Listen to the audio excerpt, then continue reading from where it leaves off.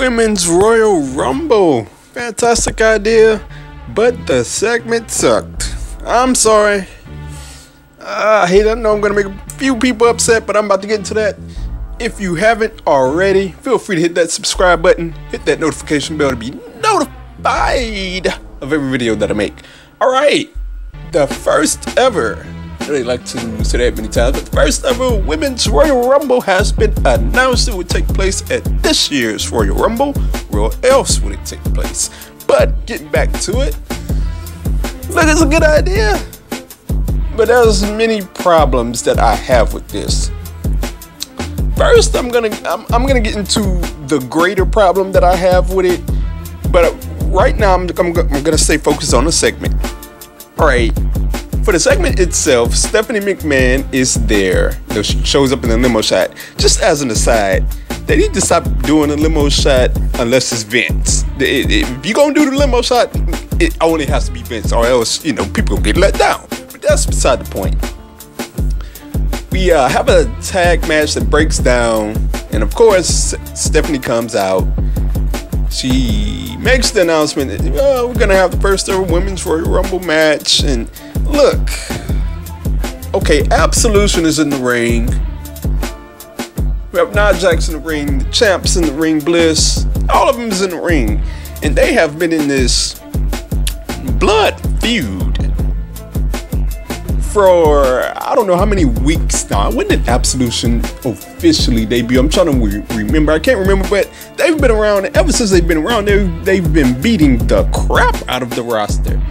So when Stephanie comes into the ring, and it's getting pretty annoying that she has to force herself into these announcements. Like, fall back. Let Kurt Angle do the announcement. Let somebody else do the announcement.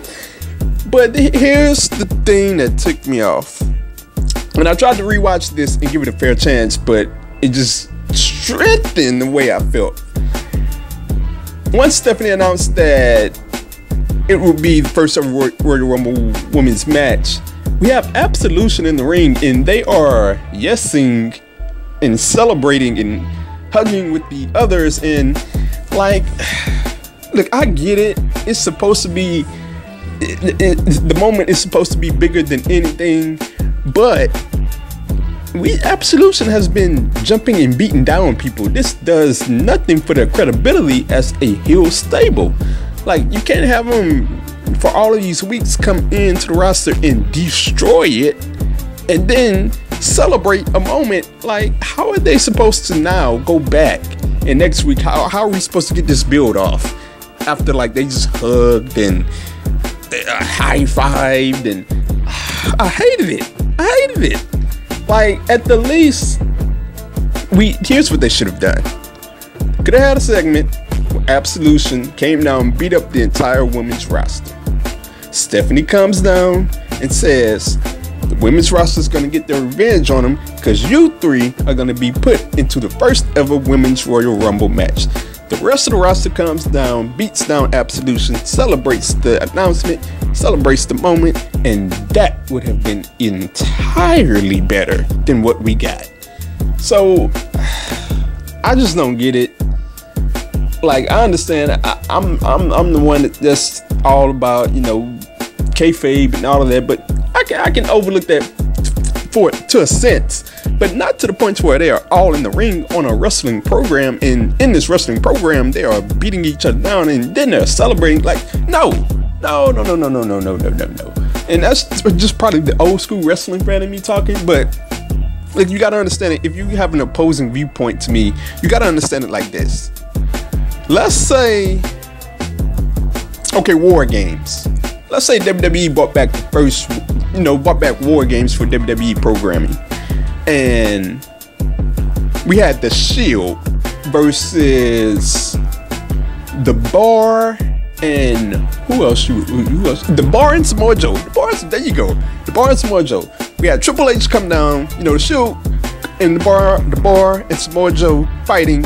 Triple H comes down, he announces that it will be the first ever War Games match, and then the Shield and the Bar start celebrating, like start high-fiving. Yes, we're gonna be in the first War Games match. They start hugging.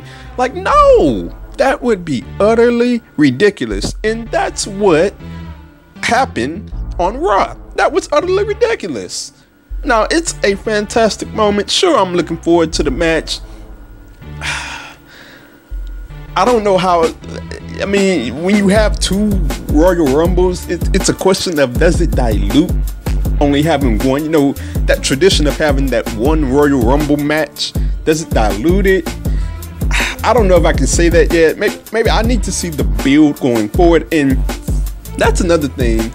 They've so devalued every woman on that roster to where it's hard to get into the people that's involved into the Royal Rumble. They've devalued Bayley. She should have. They messed up her world title run. They devalued Sasha in the feud with Charlotte. Kept having her lose the big one. They even had her lose the big one against who's the champion now? Alexa Bliss. Nia Jax is with Enzo and whatever, doing whatever, and Alexa Bliss is barely even on TV being the champ. Like, is she even the champ?